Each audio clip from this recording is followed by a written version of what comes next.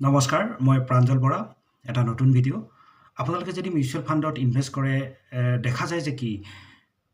বহুতো ইনভেষ্টৰে অতি সোনকালে এক্সিট কৰি গুচি যায় চ' সেইসকলৰ কাৰণে কি কৰিব জানেনে এটা ELSS ফাণ্ডত ইনভেষ্ট কৰিব এনেকুৱা ELSS ফাণ্ড আছে য'ত নেকি 500 টকাৰ পৰা আপোনালোকে ইনভেষ্ট কৰিব পাৰে অকল 500 টকা এবাৰ ইনভেষ্ট কৰি থৈ দিব আৰু ইয়াত এটা লক ইন পিৰিয়ড থাকিব 3 বছৰৰ কাৰণে যিসকলে নেকি যাৰ নেকি ধৈৰ্য নাই তেখেতসকলে এই ELSS ফাণ্ড চুজ কৰিব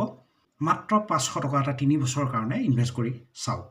যদি আপোনালোকে ৰিজাল্ট পায় তাৰপিছত আকৌ নতুনকৈ ইনভেষ্ট কৰা ষ্টাৰ্ট কৰিব চ' মই এটা ELSS ফাণ্ড আপোনালোকক নাম কৈ দিছোঁ মতিলাল ওসৱাল ELSS ফাণ্ড এই ফাণ্ডটোৰ যোৱা এবছৰ আৰু 2 বছৰৰ ৰিটাৰ্ণ হ'ল more than 30%,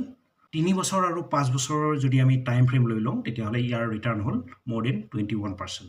চ' মাত্ৰ 500 টকা এটা ইনভেষ্ট কৰি চাওক যদি ৰিজাল্ট পায় তেতিয়াহ'লে তাৰপিছত আকৌ ইনভেষ্ট কৰা ষ্টাৰ্ট কৰিব